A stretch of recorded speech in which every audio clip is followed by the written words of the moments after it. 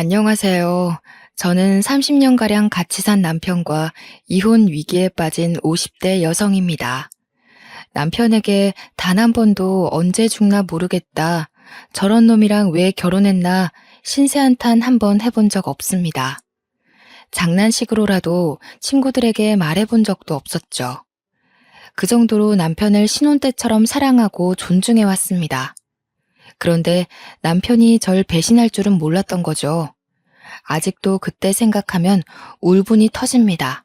저는 남편이 버릴 줄 모르고 시어머니한테도 최선을 다했습니다. 저희 남편은 조용하고 차분한 편이었지만 어머님은 달랐거든요. 정말 지옥 같은 시집살이를 시켰습니다. 하루는 저를 보고 어머님께서 얼마나 어려 보이는지 물어보는 거 있죠? 네가 봤을 때 내가 몇 살로 보이는 것 같아? 내가 요즘 나이 어린 부녀회장이랑 어울리는데 그 부녀회장이 나보고 40대처럼 보인다는 거 있지? 진짜 그러니? 어머님 정도야 충분히 40대처럼 보이죠. 어머님이 워낙 센스 있게 입고 다니시잖아요. 피부도 좋으시고요. 제가 40대였는데 시어머니가 40대처럼 보이다뇨.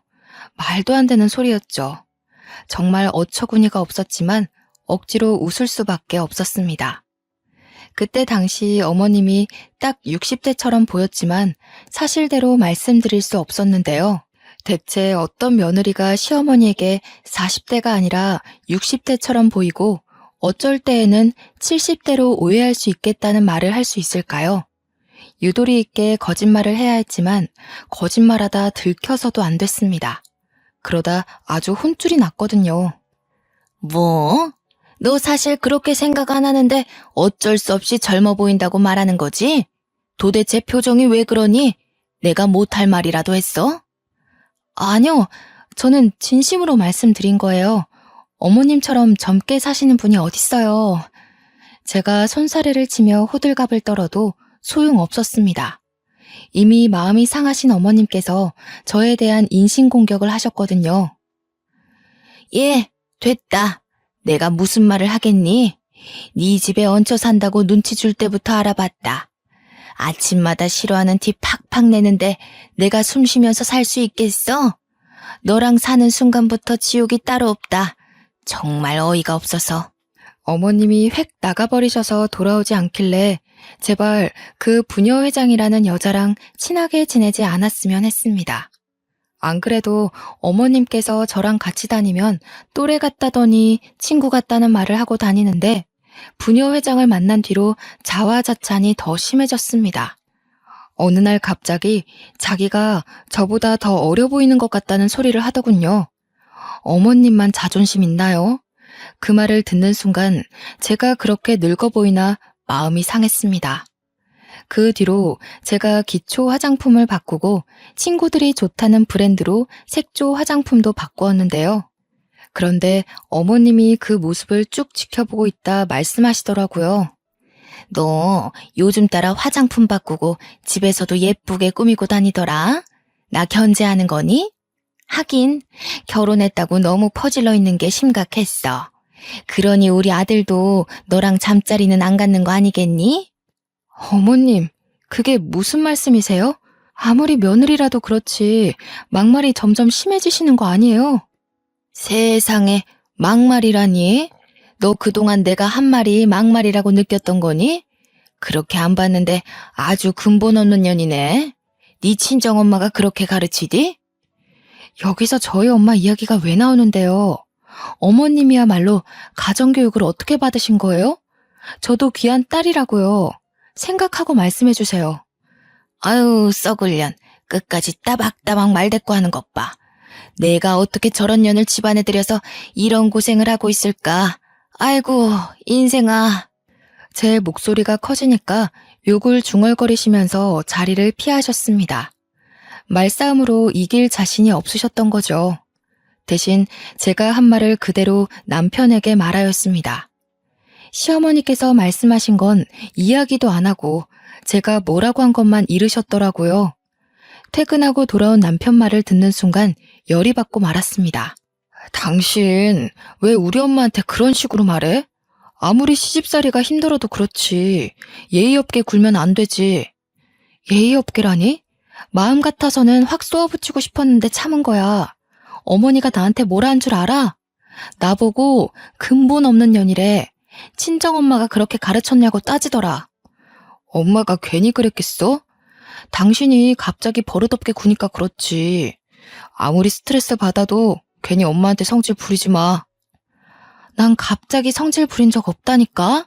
어머님께서 나보고, 그만해. 나 피곤해. 일하고 오자마자 엄마한테 시달리고 또 당신한테 시달리고 싶지 않아.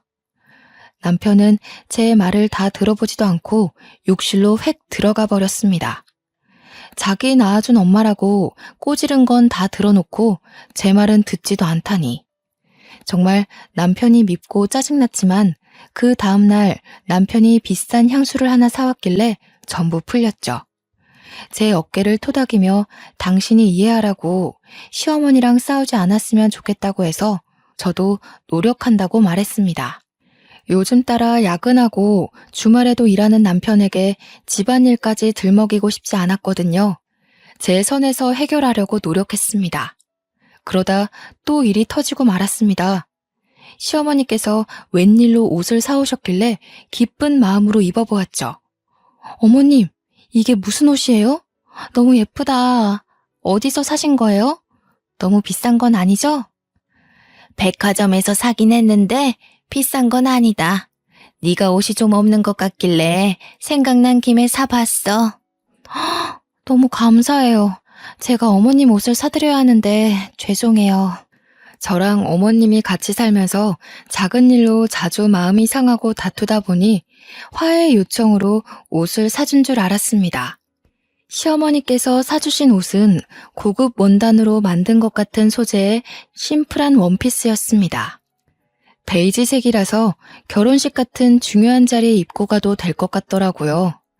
여기에 결혼 기념일날 받은 진주 목걸이를 하면 좋겠다 생각하며 설레하고 있었습니다. 그런데 가정주부가 원피스를 입고 어디 갈 일이 없더라고요. 옷장에 소중하게 모셔두고 있는데 어머님께서 갑자기 나들이를 제안하셨습니다. 예, 나랑 드라이브 좀 하자. 부녀 회장이 가자는데 너도 데리고 오라고 하더라. 어머, 제가 가도 되나요? 괜히 눈치 없이 끼는 거 아닌가 몰라요. 부녀 회장과 가는 거라길래 마음에 좀 걸리긴 했지만 오랜만에 외출이었습니다. 게다가 제가 가보고 싶었던 집 근처 땡땡공원 벚꽃길을 가자고 하더라고요. 저희 지역에서 봄이 되면 늘 주목을 받는 곳이 땡땡공원 벚꽃길이었습니다. 이사 온 뒤에 코로나가 터져서 한 번도 보질 못했는데 이번 연도에 드디어 개장했다고 하더군요. 사진으로만 보며 부러워했던 그곳에 가다니. 게다가 애들도 다 커서 학교 기숙사에 지내고 있는 터라 애들을 데리고 갈 필요도 없었습니다. 그야말로 자유였던 거죠.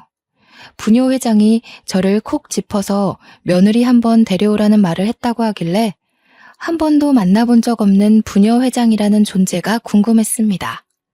도대체 어떤 사람이길래 어머님을 이렇게 만든 건지 알아야겠더라고요. 친해지면 어머님이 절 괴롭힐 일도 없어질 것 같아서 약속을 잡았습니다. 주말 오후 3시쯤 땡땡공원 앞에서 만나자길래 어머님이랑 같이 갔는데요. 옷차림부터 정말 화려하더라고요. 부녀 회장이 저보다 나이가 많을 텐데 화려한 꽃무늬 원피스에 꽃무늬 스카프까지. 멀리서 봤을 때 벚꽃나무인 줄 알았습니다. 자기가 잘 차려입었다고 생각했는지 저를 위아래로 훑어보더니 코웃음을 쳤습니다. 자기가 우리 순자 언니 며느리야? 진짜 그 옷 입고 왔네. 언니, 그 외투 좀 벗어봐. 며느리보다 예쁜지 살펴보게. 처음엔 이게 도대체 무슨 소리인가 싶었습니다. 저는 어머님이 외투를 입고 나오길래 그 안에 무슨 옷을 입었는지 모르고 있었거든요. 그런데 외투를 벗자마자 헉 소리가 절로 나왔습니다.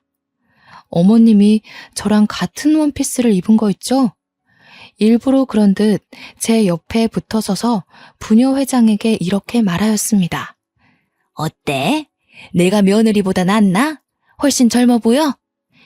당연히 언니가 훨씬 젊어 보이지.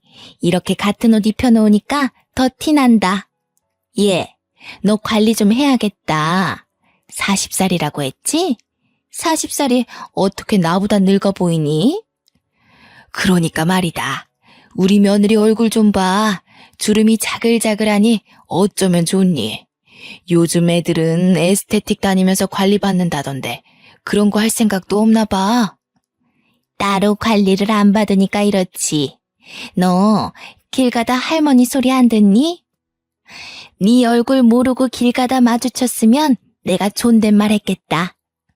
시어머니와 부녀 회장이 이런 식으로 절 꼽주면서 까르륵 웃음을 터뜨렸습니다. 일부러 제 자존심을 깎아내리려고 이런 말을 하는 거겠죠. 제가 아무리 늙어 보여도 60대인 어머님보다 늙어 보이지는 않을 겁니다. 그동안 어머님을 정말 잘 보살펴드리고 보좌해드렸는데 저를 이런 취급하다뇨.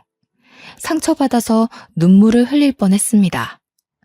어머님이 결혼할 때부터 절 마음에 안 들어 하긴 했지만 자기 자존감을 높이기 위해서 저를 이용할 줄은 몰랐습니다. 50대, 60대의 나이에도 매일 꾸미고 머리하고 화장하면서 몇 살로 보이냐고 물어보며 젊어 보이는 데 집착했을 때 알아봤어야 했습니다. 저러니 시아버지가 바람 피우고 다른 여자랑 재혼했겠죠. 남자들이 괜히 도망가는 게 아니라고 생각했습니다. 분한 마음에 부들부들 떨며 어머님께 너무하다고 소리치기도 했는데요. 어머님은 귓등으로도 듣지 않았습니다. 저도 저를 무시하는 시어머니와 대화하고 싶지 않아서 집으로 와버렸습니다. 그랬더니 부녀 회장이 제 뒤통수에 대고 이렇게 말하는 거 있죠? 얘가 지금 시어머니 두고 어딜 가는 거니? 아유, 버르장머리 없는 년. 저러니 시어머니한테 미움받지. 아주 남편한테도 미움받을 게 뻔하다. 이렇게 저를 욕하고 모욕 주길래 부녀 회장에 대해 모든 걸 알아냈습니다. 나이는 47살에 포크레인 운전사 남편을 두고 있더군요. 아들도 포크레인 자격증을 따서 집안 대대로 그 일을 물려받으려는 모양이었습니다. 제 나이는 40살에 저희 남편은 땡땡 기업 부장급이었죠. 저희 딸은 명문학교를 다니며 전교 10등 안에서 노는 엘리트였습니다. 그런데 저를 무시하고 아래로 보다뇨. 누가 봐도 제가 더 나아 보였는데 억울했습니다. 그날 이후로 매일 거울만 보며 외모에만 집착하게 되었습니다. 피부과에 다니고 에스테틱에서 다니며 돈을 쓰기 시작하니까 남편도 놀라더라고요. 당신, 이번 달에 카드값 왜 이렇게 많이 나왔어? 피부과랑 에스테틱은 또 뭔데? 나한테 이런 데 다닌다는 말 없었잖아. 아니, 남들은 다 다니는데 나도 다녀보고 싶어서. 내가 요즘 따라 나이 들어 보인다는 말을 너무 많이 들어서 관리해보고 싶었어. 나보고 생활비 많이 나가니까 담배 끊으라고 할 때는 언제고? 당신 이런 사치 부리는 사람 아니잖아. 왜 갑자기 변한 거야? 남편이 이렇게 물으니까 할 말이 없었습니다. 머뭇거리며 시어머니와 부녀 회장에게 들은 말을 털어놓을까 고민하고 있으니 갑자기 어머님이 들어와 한마디 하시더군요. 뭐? 얼마가 나와? 카드값 얼마나 나왔나 보자. 세상에 이게 도대체 얼마니? 일도 안 하는 년이 이 돈을 어떻게 갚으려고 그래? 우리 아들이 뼈 빠지게 고생하는 건 생각 안 하고 이 돈을 막 써? 어디서 누굴 만나길래 이상한 물이 들어버린 거야? 이상한 물이 들었다뇨. 어머님이랑 부녀 회장이 늙어 보인다고 핀잔 주니까 그런 거죠. 그런다고 이 돈을 다 썼다고? 네가 제정신이니? 이 돈이면 우리 손녀 다니고 싶다던 그 비싼 학원, 그 학원 보낼 수 있겠다. 그럼 저한테 그런 말 하지 말던가요. 이게 다 어머님 때문이에요. 얘가 뭐 어쩌고 저쩌? 네가 쓴 돈인데 왜 나 때문이니? 제가 눈물을 터뜨리면서 말하는데도 쎄했습니다. 남편 표정이 눈에 띄게 굳어졌거든요. 하긴 제가 남편이라도 지금 이 상황이 어이없을 겁니다. 한 달 생활비의 2배를 자기 꾸미는 데에 써놓고 시어머니 탓을 하다니. 욱하는 마음에 내뱉어 놓고 아차 싶었습니다. 다른 방법으로 남편에게 말해서 이 갈등을 풀어갔어야 했는데 그러지 못했죠. 남편이 저에게 매우 실망했다며 신용카드를 내놓으라고 했습니다. 당신 수상해. 평소에 이런 적 없잖아. 자기가 써놓고 엄마 탓하는 게 말이 돼? 내가 앞으로 현금만 줄 테니까 신용카드 내놔. 이러다가 우리 집 거덜나겠어. 안 돼. 우리 소윤이 교육비랑 우리 생활비 쓰려면 신용카드는 좀 써야 돼. 다음부턴 안 그럴 테니까 내 말 좀 들어주라. 이번 한 번만 그런 거라니까. 제가 남편에게 사정하니까 시어머니가 한마디 거들었습니다. 집안을 뒤흔들 정말 충격적인 거짓말을 내뱉고 말았는데요. 한 번은 무슨, 절대 봐주지 마라. 얘 밖에서 남자 만나나 본데 잘 지켜봐야겠더라. 요즘 따라 꾸미고 밖에 자주 나가더라. 뭐? 그게 무슨 말이야? 당신 요즘 누구 만나러 다녀? 정말 눈앞이 아찔해졌습니다. 남편 눈빛을 보아하니 어머님 말을 있는 그대로 믿는 것 같더라고요. 저를 뚫어져라 쳐다보더니 집안 구석구석을 살펴보고 있었습니다. 그래서 제가 급하게 남편의 팔을 붙잡았죠. 여보, 그런 거 아니야. 나 바람 같은 거 안 피워. 맨날 집안일하고 끽해봐야 동창 모임 나간 것밖에 없어. 당신도 내가 여중여고 나온 거 알고 있잖아. 설마 나 의심하는 거 아니지? 남편이 제 말을 듣고 우리 와이프가 설마 그러겠어 하는 눈빛을 보냈습니다. 그것도 잠시 어머님이 또 말도 안 되는 말을 꺼내길래 억장이 무너지고 말았습니다. 그걸 어떻게 믿니? 네 동창이 소개시킬 수도 있는 거고 인터넷을 만날 수 있는 건데. 어머님이 보셨어요? 제가 남자 만나거나 바람 피우는 거 보셨냐고요? 내가 괜히 이러겠니? 캥기는 게 있으니까 이러지. 남자가 생겼으니까 네가 안 하던 짓을 하는 거 아니야. 어머님 때문에 그런 거라니까요. 어머님이 저 볼 때마다 나이 들어 보인다 관리하라고 잔소리를 하시니까. 내가 언제? 구초라, 내가 그런 말 한 적 있니? 어머님께서 물론 남편이 있을 때 그런 말을 하신 적이 없었습니다. 남편이 워낙 바빠서 같이 있을 일도 없었고요. 실제로 남편은 그 말을 듣고 제 말이 아니라 시어머니 말을 더 믿는 것 같았습니다. 그 뒤로 저한테 차가워졌거든요. 안 그래도 자주 못 만났는데 오랜만에 저녁을 차려주거나 무언가 챙겨주어도 묵묵부답이었습니다. 저는 이게 다 시어머니와 부녀회장 때문이라고 생각했죠. 그러다 남편이 지방 출장을 가며 주말 부부를 넘어서 기러기 부부가 되었습니다. 남편을 거의 한 달에 한 번만 보게 되니 불안해지더군요. 이러다 영영 남이 되는 건 아닌가 초조해질 무렵이었습니다. 나이 차이가 많이 났던 남편에게 정년 퇴임 날이 다가온 모양이었습니다. 원래는 더 다닐 수 있는 나이였지만 회사에서 눈치를 준 것 같았죠. 하루아침에 회사를 관두게 되자 남편이 상태가 안 좋아졌습니다. 자존심이 많이 상했는지 이상하게 예민해지더라고요. 틈만 나면 저에게 신경질을 내길래 저도 점점 말이 험하게 나오고 있었습니다. 남편과 제가 최고로 심하게 싸운 날은 평일 대낮이었습니다. 점심을 먹으며 제가 생활비가 걱정된다고 했는데요. 요한 마트에서 캐셔 구하던데 이력서 제출해보려고. 이러다가 생활비 부족해질 것 같아. 곧 있으면 우리 소연이도 고등학교 들어가는데 걱정이다. 대학 등록금 어떡하지? 그걸 왜 밥 먹다 이야기해? 내가 체하는 꼴 보고 싶어? 나보고 뭐 경비원 일이나 주차 요원 일이라도 알아보라는 거야? 아니, 그건 당신이 싫다며. 그래서 내가 일하겠다잖아. 왜 갑자기 성질을 내는 건데? 내가 뭐 당신한테 무턱대고 취직하라고 했어? 백화점에서 청소하는 사람이랑 주차 요원 구하길래 지원해보자고 한 거잖아. 당신이 동네 사람들 만날 것 같아서 싫다며. 어떻게 그런 일을 하냐고 나보고 하지 말라고 했잖아. 그럼 당신은 아무렇지도 않아? 마트 캐셔로 일하다가 동네 사람들 만나도 아무렇지도 않냐고. 도대체 왜 그게 불편해? 동네 사람들 그 마트에서 일한 적 많이 있거든? 당신 다른 사람들 눈치 좀 보지 마. 일단 우리가 먹고 살아야 하는 거 아니야? 그렇게 돈이 걱정되면 당신 애인한테 가서 좀 달라고 해. 우리 엄마가 그러는데 동네에 소문 쫙 났다고 하더라? 뭐? 무슨 소문? 어머님이 또 뭐라고 말씀하셨는데? 당신 오랫동안 연애하고 있는 사람이 있다며. 당신이 내 카드로 피부과 끊고 에스테틱 끊었을 때부터. 그런 거 아니야. 어머님 말 믿지 말라니까? 도대체 왜 그러는데? 제발 내 말 좀 믿어줘. 제가 눈물까지 흘리며 도대체 언제까지 의심할 거냐고 난동을 피워도 소용없었습니다. 끝까지 저를 의심하더군요.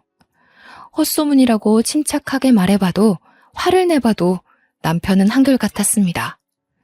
아무래도 갑자기 회사를 그만두게 된 후로 집안 가장이 돈을 못 벌어온다는 콤플렉스가 생기면서 저를 철저하게 의심하는 것 같았습니다. 아마도 제가 남편을 버리고 애인에게 갈 거라는 생각이라도 하는 모양이었죠. 저보다 엄마 말을 더 믿는 마마보이인 건 알고 있었어도 이렇게 철석같이 저를 배척하고 미워할 줄은 몰랐습니다. 괜히 같은 핏줄인 게 아니었습니다. 어머님도 젊어 보이고 싶고 늙어가는 게 싫은 콤플렉스가 있으니 저한테 괜히 시비를 걸고 미워하는 거겠죠. 남편도 그 피를 물려받아 자기가 못생기고 키도 작고 나이도 많은데 그나마 잘 벌어오던 돈도 못 벌어오니 절 의심하는 것 같았습니다. 둘이 한 편을 먹고 저를 몇 년 동안 왕따시켰습니다. 절 두고 몰래 외식을 하고 오거나 여행을 다녀오는 일도 잦았는데요. 아침 일찍 일어나 마트 캐셔 일을 하고 오니 남편과 시어머니가 없어서 그러려니 했습니다. 저를 왕따시키고 어딜 놀러 갔을 거라고 생각했죠. 그런데 안방에서 이상한 말소리가 들리더라고요. 가까이 다가가 귀를 기울여 보니 여자 몸매 이야기를 하는 게 들렸습니다. 그 여자 몸매 봤니? 허리는 잘록하고 골반 넓은 게 애 잘 낳을 것 같더라. 며느리랑 너무 달라. 어떻게 그 나이 먹도록 20대처럼 날씬한가 몰라. 그러게. 성격도 좋은데 애교까지 많더라. 엄마 며느리가 그러면 얼마나 좋아? 얘, 자기 애인한테 애교 부려야 하는데 너한테 애교 부릴 시간이 있겠니? 내가 여러 번 말했지? 걔 이상한 점 한두 가지 아니라고. 그런데 증거가 없잖아. 엄마 말대로 수상해 보이는데 일하러 간다길래 따라가 봐도 진짜 마트 캐셔일만 하고 있던데? 우리가 365일 따라다녔니? 걔가 매일 바람 피는 것도 아닐 텐데 한두 번 따라다니면 안 되는 일이야. 지금이라도 남자 만나는 거 잡아내서 이혼해야지. 언제까지 그런 애랑 같이 살 거니? 차라리 오늘 만난 댄스 스포츠 선생이랑 재혼해라. 재혼은 무슨 재혼. 우리 소윤이 생각하면 이혼은 하면 안 돼. 요즘 이혼이 별거 아니라고 하지만 동네에서 우리 집 이혼했다고 소문났을 때 나도 너무 힘들었어. 그때 엄마도 힘들었잖아. 걔 딸이라면 아주 사족을 못 써서 이혼해도 꽁꽁 숨기고 있을 거다. 그럼 며느리가 바람 피우는 것처럼 몰래 만나보던가. 뭐? 어떻게? 이러면서 시어머니가 남편에게 말하는 목소리가 작아지길래 심장이 빠르게 뛰었습니다. 남편과 어머님이 도대체 무슨 말을 하고 있는 걸까요? 죄 없는 저를 두고 남자 숨기고 있다고 의심하고 힐난하는 것도 모자라 저 몰래 바람까지 피우려고 작전을 세우고 있었습니다. 저는 남편이 댄스 스포츠를 배우러 간 사실도 모르고 있어서 얼른 안방문을 열고 들어가 보았죠. 제 예상대로 남편과 시어머니가 저를 보고 놀라서 눈을 동그랗게 뜨고 있었습니다. 아유, 깜짝아. 얘가 왔으면 기척이라도 낼 것이지 왜 말도 없이 문을 열어? 어머니, 방금 무슨 말씀하시는 거예요? 댄스 스포츠가 뭐요? 지금 저 몰래 저희 남편 바람 피우라고 여자 소개시켜주려는 거예요? 뭐? 이게 미쳤나? 내가 무슨 치매라도 걸린 줄 알아? 이게 다 너 때문 아니니? 우리 아들이 요즘 죽고 싶다는 말을 자주 하길래 병원에 가봤더니 우울증이라고 하더라. 너는 우리 아들이 이렇게 되도록 뭐 했니? 설마 또 남자 만나고 온 거야? 남자라뇨. 어머님이랑 당신 둘 다 이상해. 내가 아니라고 몇 번 말해야 돼? 나는 한 번도 바람 피운 적 없다고. 남편만 병원에 갈 게 아니라 어머님도 병원 가봐야 할 것 같아요. 둘 다 아주 미친 것 같아. 봐봐라. 이렇게 이상한 또라이 취급하면서 끝까지 바람 피우는 거 숨기는 거. 너 같은 것은 지금 당장 이혼당해서 혼쭐이 나봐야 한다. 손녀딸만 아니었음 이 집에서 내쫓겼다고. 저도 소윤이만 아니었으면 바로 이혼했어요. 도대체 언제까지 저 의심하실 건데요? 아니라고 하면 믿어야죠. 쫓아다녀봤는데 남자 만나는 거 못 봤으면 믿으셔야 하는 거 아니에요? 이게 어디까지 엿들은 거야? 더러운 쥐새끼 같은 년. 너 같은 년 때문에 우리 아들이 이 모양 이 꼴이 된 거야. 우리 아들이 바람 피워도 넌 할 말도 없을 것이다, 이 더러운 거사. 어머님이 저한테 삿대질을 하며 입에 담을 수 없는 욕을 내뱉었습니다. 물론 저도 욕하지 말라면서 뭐라 소리를 질렀죠. 그동안 쌓인 스트레스가 쌓여서 제가 뭐라 했는지 기억도 나지 않았습니다. 정말 미친년처럼 고함을 지르고 눈물을 흘렸던 것 같아요. 지금 생각해보면 남편이랑 시어머니가 병원에 가야 하는 게 아니라 제가 가야 했습니다. 마음속에 곪은 상처가 많이 있어서 툭 하면 눈물을 흘렸거든요. 저는 친정이 제주도라서 갈 도리도 없었습니다. 마트 캐셔일을 하면서 모은 돈으로 친정으로 가서 돌아오지 말까 생각도 해보았는데요. 기숙사 생활을 하며 인서울을 목표로 하고 있는 제 딸이 걱정되더라고요. 제가 획 가버려서 이혼이라도 당하면 제 딸 소윤이가 마음이 심란해져서 입시도 망치고 앞길을 막을까 걱정이 되었습니다. 어떻게 얻은 귀한 딸인데 제가 아이를 가지기 힘든 몸이라 시험관 시술을 통해 늦은 나이에 가진 아이였습니다. 계속 아이가 유산되는 것도 남편이 나이가 있는 것도 한몫했는데 시어머니가 계속 저만 탓했던 것도 생각이 났습니다. 남편은 그래도 연애했을 때 기억도 남아있고 제가 유산했을 때 정말 잘해주어서 미운 정이라도 남아있는데 시어머니는 정말 미워할 수밖에 없는 존재였죠. 이렇게 며느리를 헐뜯고 미워할 거면 혼자 사시지.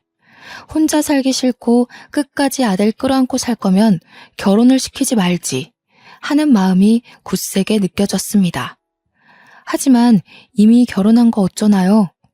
우울증에 걸렸다는 남편이 너무 걱정돼서 남편이랑 다시 병원을 찾아가 보았습니다. 처음에는 남편만 상담실에 들어가서 이야기를 나누더니 의사 선생님께서 저보고 들어오라는 말을 하였습니다. 그러면서 저보고 정년 퇴임 때문에 우울증이 온 것 같다고 하시는 거 있죠? 구철 씨가 원하는 정년 퇴임 날짜가 있었는데 회사에서 갑자기 권고사직을 요구하는 바람에 그 상처가 컸나 봅니다. 완벽주의적인 성격이 있으셔서 자기가 사회적인 역할을 제대로 못한다는 것에 큰 타격을 받으신 것 같으세요. 자격지심에서 불신이 오신 것 같으니 많은 대화가 필요하신 것 같습니다. 집에만 있지 마시고 두 분이서 같이 새로운 취미를 가져보세요. 불신이라니. 그 말을 듣는 순간 남편이 의사한테도 제가 바람을 폈다느니 별의 별말을 다 말했을 것 같다는 예감이 들었습니다. 남편이 끝까지 저를 믿지 못하는데 취미는 무슨 취미인가요? 동사무소에서 시큰둥하게 상담실을 나와서 병원을 나서니 남편이 저를 따라오며 물었습니다. 당신은 내가 아프다는데 반응이 왜 그래? 왜 아무 말도 없어? 병원에서도 내가 바람 피우는 것 같다고 말했어? 지금 그 말이 왜 나와? 의사가 하는 말 못 들었어? 내가 아프대. 당신 때문에 아프다고. 그게 왜 나 때문이야? 당신이 아픈 건 당신 핏줄 때문이야. 당신 어머니 때문이라고. 당신 어머니 콤플렉스 덩어리인 거 알고 있어? 20살이나 어린 나보고 자기보다 늙어 보인대. 끊임없이 나랑 비교하고 헐뜯고 욕하고 정말 미쳐버리겠다고. 뭐? 우리 엄마가 언제 그랬어? 당신 정말 이상하다. 왜 우리 엄마를 그런 식으로 만들어? 그리고 핏줄이라니. 우리 집안 자체가 이상하다는 거야? 당신 정신이 어떻게 된 거 아니야? 그래, 끝까지 당신 엄마 편만 들을 거면 마음대로 해. 당신 마음대로 나 의심하고 당신 마음대로 바람 피우라고. 댄스 스포츠인가 뭔가 하는 그년하고 만나든가 네 멋대로 하라고. 저는 그날부터 남편을 포기하기로 마음먹었습니다. 제가 대화하려고 노력하고 해명하려고 애쓰면 뭐하나요? 하나도 믿지 못하고 끝까지 저를 욕하고 손가락질하는데 질려버리고 말았습니다.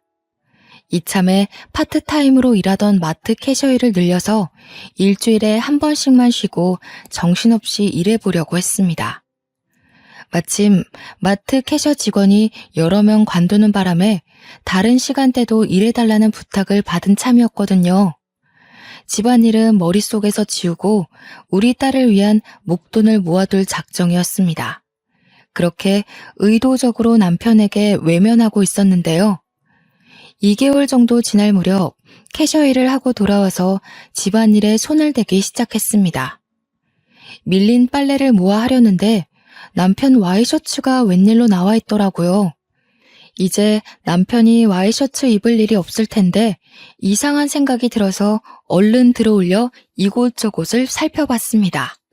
옷깃 근처에 빨간색 립스틱이 묻어있는 것도 모자라 옷에서 여자 향수 냄새가 나더군요. 그때 이성을 잃고 남편에게 전화해 바로 집으로 돌아오라고 했습니다. 남편이 어디에 있었는지 몰라도 신경질을 부리며 들어오더군요. 내가 어디 있을지 알고 네 멋대로 들어오래. 내가 당신 아들이야? 당신 이건 뭐야? 이 와이셔츠 뭐냐고. 여기 묻어있는 립스틱이랑 향수 냄새 뭔지 설명해봐. 나 댄스 스포츠 교실 다니는 거 알고 있잖아. 파트너가 여자니까 립스틱도 묻고 향수 냄새도 좀 묻을 수 있지. 갑자기 왜 나한테 지랄이야? 괜히 일 힘들어서 짜증 부리는 거지? 뭐? 지랄? 당신 말이 점점 험해진다? 나하고 갈 때까지 가려고? 바람 피우는 건 당신이면서 나 의심하려고 그러니까 그렇지. 당신 오늘도 남자 만나니까 좋았어? 왜? 그 새끼가 잘해주디? 당신 정신과 똑바로 다녀. 우울증만 있는 게 아니라 의처증도 있는 것 같으니까. 제가 입술을 부르르 떨며 윽박질러도 남편은 끄덕도 안 했습니다. 오히려 제 말을 비웃더니 집안일이나 하라고 제 머리를 손가락으로 꾹 누르는 거 있죠? 정신 차려 이 옆했네야. 여자가 집안일도 제대로 못하면서 남편 의심하는 게 말이 돼? 옛날 같았으면 바로 곤장 맞고 뒤졌어. 당신 같은 여자 제명 살지도 못했다고. 도대체 나한테 왜 그래? 왜 날이 갈수록 미친 것 같냐고. 옛날에는 아니랬잖아. 나 유산했을 때 같이 울어주고 안아주고 그랬잖아. 그때는 당신이 바람 피울 여자인 거 모르고 있었으니까 그랬지. 배신은 당신 먼저 했어. 변한 건 당신이라고. 아무래도 정신과 약 때문에 그럴까요? 남편이 이성적으로 생각하지 못하고 시어머니 말을 아예 맹신하는 것 같았습니다. 제가 남편을 무시하고 마트 캐셔 일만 한 것도 문제였죠. 날이 갈수록 비정상인과 사는 기분이 들어서 진짜로 다 관두고 제주도로 가려고 했습니다. 그런데 오랜만에 제 딸한테 전화가 왔더라고요. 제가 안부를 묻기도 전에 학교 분위기가 안 좋아서 무섭다며 저에게 보고 싶다는 말을 하였습니다. 엄마, 나 무서워. 요즘 질 안 좋은 애들이 이혼했다는 친구 왕따 시키는데 어떻게 해야 할지 모르겠어. 나랑 친한 애인데 나도 왕따 당할까봐 무서운데 어쩌면 좋지? 딸이 눈물을 흘리며 선생님께 말해야 되냐고 묻고 있었습니다. 기숙사 생활을 해서 안 그래도 친구들 관계에 민감한데 제일 친한 친구가 최근에 부모님이 이혼을 했다고 따돌림을 당하고 있다는 것이었습니다. 그 말을 듣는 순간 정신이 번쩍 들었죠. 2022년이라고 하더라도 이혼은 여전히 약점이 될 수 있는 선택이었습니다. 저는 물론 딸에게도 약점이 될 수 있다는 생각에 이혼 이야기는 차마 못 꺼냈죠. 딸에게도 학교에 가보겠다고 말하며 따돌림과 관련된 문제를 해결하느라 또 남편의 문제를 뒤로 미루게 되었습니다. 그러다가 남편에게 이상한 점을 발견하였습니다. 제가 서울에 있는 딸 학교를 다녀온 사이 남편의 화장대에 화장품이 늘어나 있는 거 있죠? 향수는 물론 비싼 남성용 기초 화장품까지 놓여 있었습니다. 분명히 남편에게 딸의 문제를 말하고 서울에 다녀왔는데 담임 선생님과 잘 말했는지 물어보지도 않았습니다. 저를 본체만체 하더니 생전 뿌리지 않던 향수도 뿌리고 있더군요. 그리고 어디론가 가려고 하길래 남편을 붙잡고 소리쳤습니다. 당신 지금 어디가? 내가 서울 다녀온다고 했잖아. 우리 소윤이 걱정은 안 돼? 안 그래도 집도 먼데 왕따라도 당했으면 어쩌려고. 진짜로 왕따 당한 건 아니잖아. 걔 친구가 당한 거라며. 왜 이렇게 호들갑이야? 소윤이가 당한 것도 아닌데 서울까지 간 건 오바라고. 요즘 애들 순식간에 왕따 당하는 거 몰라? 당신 댄스 스포츠에 쏟을 시간 소윤이한테도 좀 쏟아. 애가 울었다고 하면 전화라도 좀 해보라고. 그러니까 누가 서울로 학교 보내래? 공부 잘한다고 명문학교 보낸 건 당신이잖아. 소윤이는 서울에 가고 싶어 하지도 않았어. 당신이 잘 타일러서 보내놓고 왜 그러는데? 내가 괜히 보냈겠어? 나도 무리해서 투자한 거라고. 당신이 언제 소윤이한테 신경이라도 써봤냐고. 당신 아직도 소윤이가 다니고 있는 학교 이름도 모르지? 생일도 까먹고 있지? 지금 그게 중요해? 난 소윤이한테 부끄러운 짓 한 적 없어. 근데 당신은 했잖아. 대놓고 속이고 남자 만나고 즐겨놓고 무슨. 남편이 이렇게 말하고 현관문을 쾅 닫고 나가버렸습니다. 보나마나 댄스 스포츠 교실을 간 것 같길래 제가 쫓아가 보았죠. 여자를 만나서 데이트하거나 여자 집에 들어갈 줄 알았는데 제 예상과는 다르게 댄스 스포츠 교실로 들어가 수업을 듣고 있었습니다. 선생님처럼 보이는 남자의 지도에 따라 자세를 잡고 춤을 추길래 제가 괜한 의심을 했나 싶었습니다. 저한테 모진말을 한 것도 마음이 고장나서 그런 거 아닐까 하는 생각에 아주 잠시 스쳐 지나갔는데요. 갑자기 문틈 사이로 여보! 라는 소리가 들리더군요. 그래서 문에 바짝 붙어서 남편과 여자 파트너를 지켜보았습니다. 여보, 우리 소윤이는 어쩌지? 왕따 당하면 안 되는데 괜히 친구 잘못 만나서 따돌림 당하면 나 속상해. 불륜녀가 자기가 남편의 진짜 와이프가 된 것처럼 굴길래 대체 어떻게 생긴 작자가 그러는지 보려고 눈을 크게 떴습니다. 아무리 살펴봐도 익숙한 얼굴이더군요. 진짜 누구일까 생각하던 와중 부녀 회장의 얼굴이 떠올랐습니다. 시어머니를 닥달해 같은 옷을 입히게 만든 그 사이코 작자요. 그 여자가 괜히 저한테 그런 짓을 저지른 게 아니었습니다. 제 인생이 탐나고 질투나니 어떻게든 빼앗고 망치려고 한 것이었습니다. 제가 충격을 받아 멍하니 서 있으니 남편이 부녀 회장보다 한술 더 뜨더군요. 절대 왕따 안 당해. 우리 소윤이가 누구 딸인데 왕따 당하겠어? 왕따 당하더라도 걱정하지 마. 내가 당장 달려가서 혼내줄 테니까. 서울에 있는 땡땡 학교까지? 당신 안 그래도 바쁜데 어떻게 거기까지 가? 요즘 땡땡 기업 바쁘잖아. 당신이 거기서 일 제일 잘해서 사람들이 당신만 찾는다며. 딸 문제 때문에 연차 쓰면 사람들이 이해해줘야지. 뭐라 항의하면 자르면 돼. 어머, 우리 오빠 대단하다. 오빠랑 결혼하길 너무 잘했어. 남편과 불륜녀가 말하는 대화는 전혀 사실이 아니었습니다. 불륜녀가 진짜 와이프고 수윤이가 자기 친딸인 것처럼 구는 것부터 거짓이었죠. 게다가 남편이 소윤이를 생각하는 것도 거짓, 아직 땡땡 기업에 다니고 있는 것도 거짓이었습니다. 남편이 땡땡 기업에 다니고 있을 때에는 인정받지 못하고 구닥다리 취급받은 적이 많이 있었습니다. 남편이 바람 피운 이유는 불륜녀가 남편의 환상을 채워줘서일까요? 댄스 스포츠 회원들이 남편과 불륜녀를 부러워하며 동경하는 눈빛을 보내자 남편의 어깨가 절로 올라가 있는 게 보였습니다. 회원들도 남편과 불륜녀가 부부인 걸로 알고 있더라고요. 자연스럽게 제 딸 소윤이 이야기를 꺼내며 문제가 얼른 해결됐으면 좋겠다. 그건 그렇고 전부터 둘이 인꼬부부 같아서 부러워하길래 허탈한 웃음이 절로 나왔죠. 게다가 더 충격적인 말이 회원들의 입에서 나오고 있었습니다. 그리고 이번에 늦둥이 생긴 거 참 축하해요.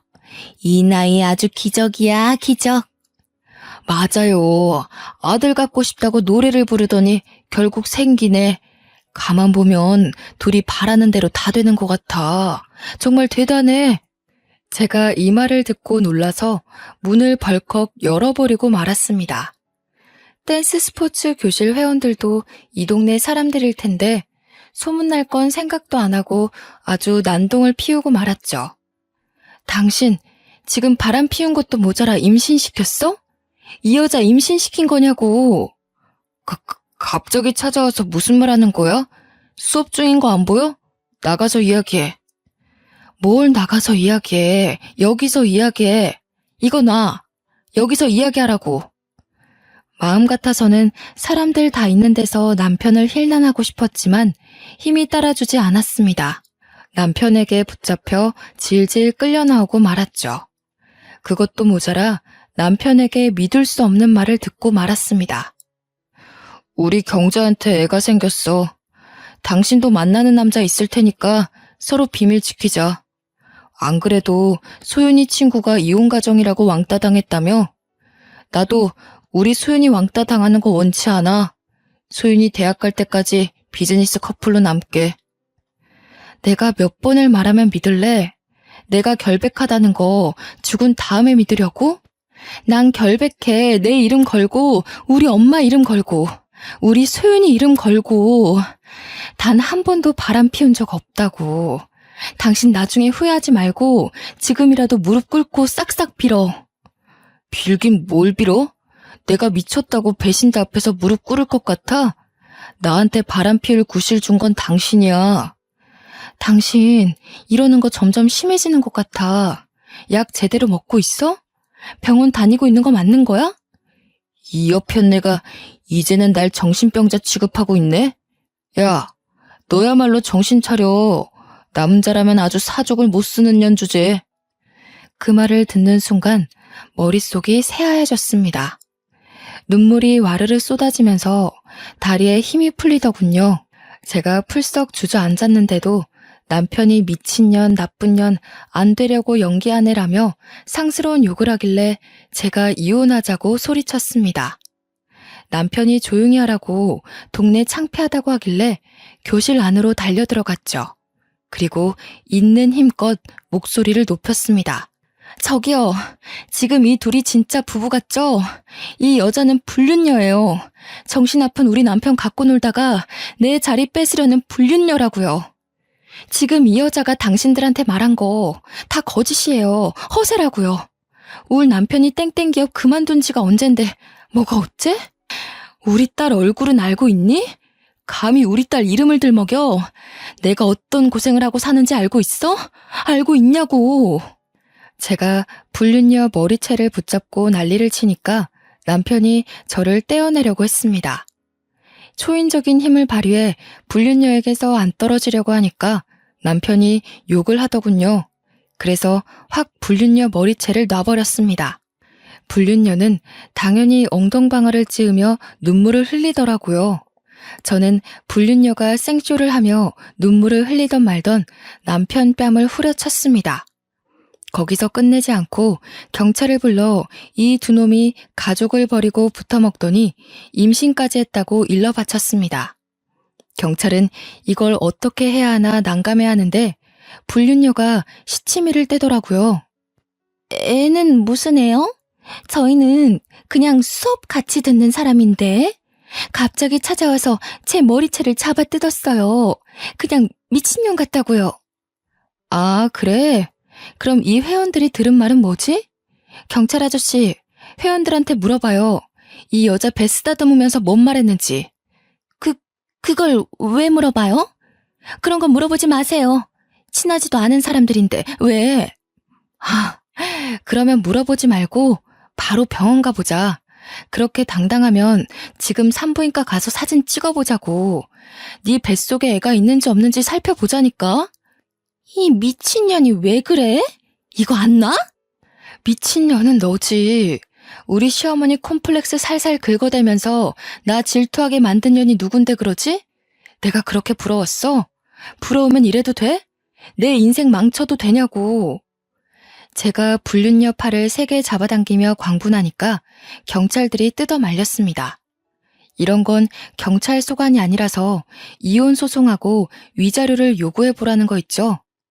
정말 억울했지만 경찰들이 하라는 대로 해야죠. 어쩌겠어요. 경찰들이 각자 집으로 데려다 주겠다고 하길래 그 자리가 파토나고 말았습니다.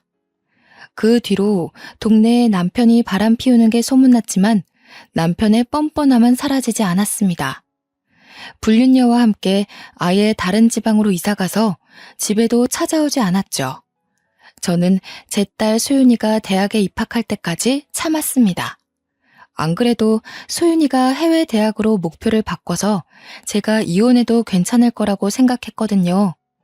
실제로 제 딸이 영국에 있는 임페리얼 칼리지라는 대학에 입학하게 되었습니다. 그 소식이 들리자마자 남편에게 이혼 소송을 걸었죠. 동네에 소문난 것도 있었고 댄스 스포츠 교실 회원과 선생이 증인이 되어 주었습니다. 다행히 법원이 제 손을 들어주었는데요. 남편에게 거액의 위자료를 주었지만 영국으로 해외 유학 간 딸을 둔 저로서는 참 부족해 보였습니다. 드라마 보면 위자료 받고 떵떵거리며 살던데 저는 여전히 마트 캐셔 일을 하고 있었죠. 덕분에 제 마음이 날이 갈수록 피폐해지고 있었습니다. 밤낮 없이 일을 하고 있던 어느 날 제가 퇴근하고 돌아가는데 멀리서 익숙한 실루엣이 보이더라고요. 한 걸음 한 걸음 다가가 보니 남편이 멀뚱히 서서 저를 기다리고 있었습니다. 소윤이가 유학을 잘하고 있냐고 연락도 없던 사람인데 갑자기 찾아오다니. 그때 그 순간이 끔찍한 악몽처럼 느껴졌죠. 게다가 남편이 저를 보자마자 무릎을 꿇더니 눈물을 흘렸습니다. 여보, 내가 미안해. 내가 정말 잘못했어. 당신을 믿는 건데. 당신 때문에 내가 미친 게 아니라 우리 엄마 때문에 미친 건데 끝까지 당신을 안 믿고 내가 배신해버렸어. 갑자기 찾아와서 무슨 말 하는 거야? 나 당신 만나고 싶지 않아. 그냥 가줬으면 좋겠어. 당신한테 용서받으려면 어떻게 해야 할까? 나 후회돼서 미칠 것 같아. 알고 봤더니 내 애도 아니었더라고. 다른 남자 애를 가지고 내 애라고 우기길래 재혼했더니 또 딴 남자랑 바람 피우는 거 있지? 내가 이렇게 돈이 없을 줄 몰랐대. 땡땡 기업이라고 엄청 대단하게 봤다면서 날 버리더라고. 뭐? 당신 애가 아니라고? 그걸 어떻게 알았는데? 나랑 누나 둘 다 A형인데 애가 B형이 나왔더라고. 전혀 나올 수 없는 혈액형이라서 친자 검사를 해봤는데 내 애가 아니라고 하더라. 그 말을 듣는 순간 웃음이 바로 터져나왔죠. 땡땡 기업에서 겨우 버티다 잘린 주제에 능력남인 것처럼 연기하다 결혼하고 나서 딱 걸렸나 봅니다. 괜히 허세를 부리니 그런 꽃뱀 같은 여자가 걸리는 거겠죠.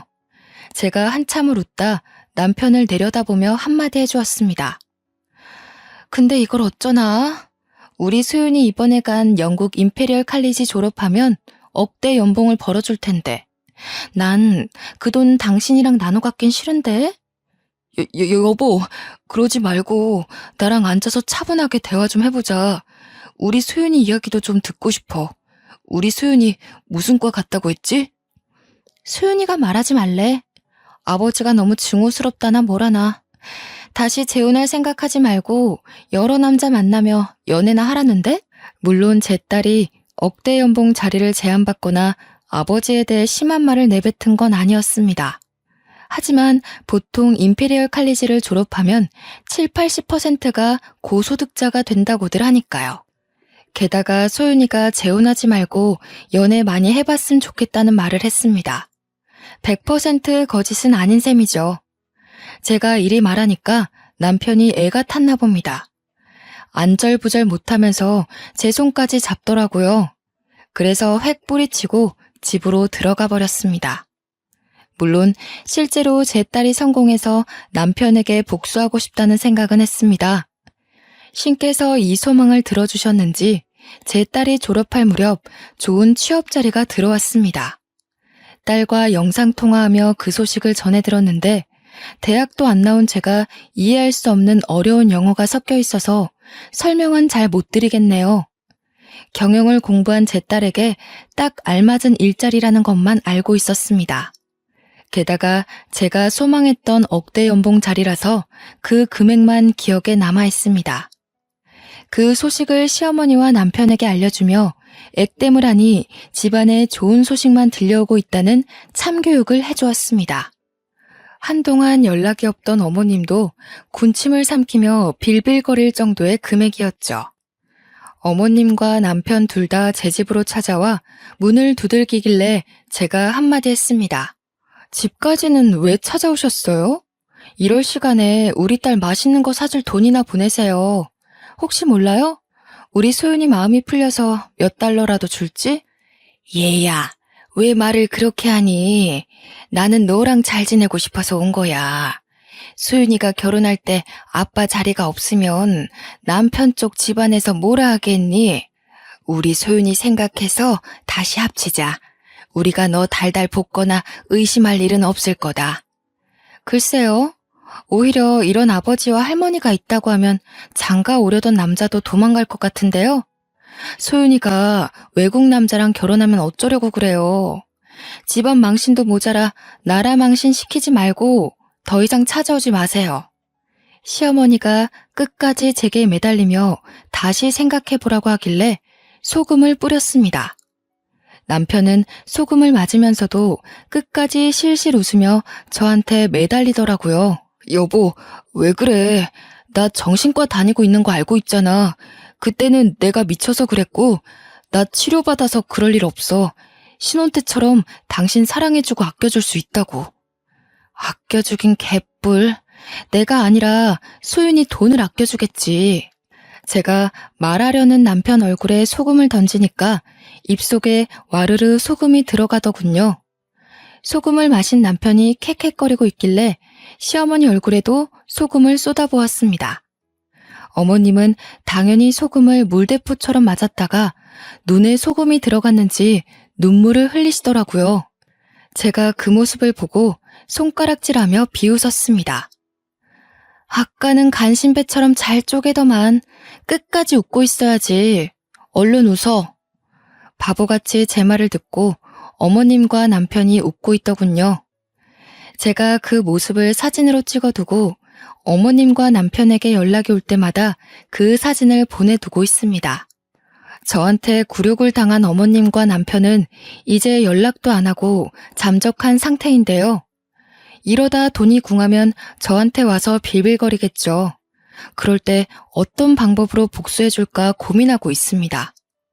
여러분이라면 어떤 복수를 할 것 같으신가요? 좋은 방법이 있으시면 추천 부탁드립니다. 지금까지 제 사연 들어주셔서 감사합니다.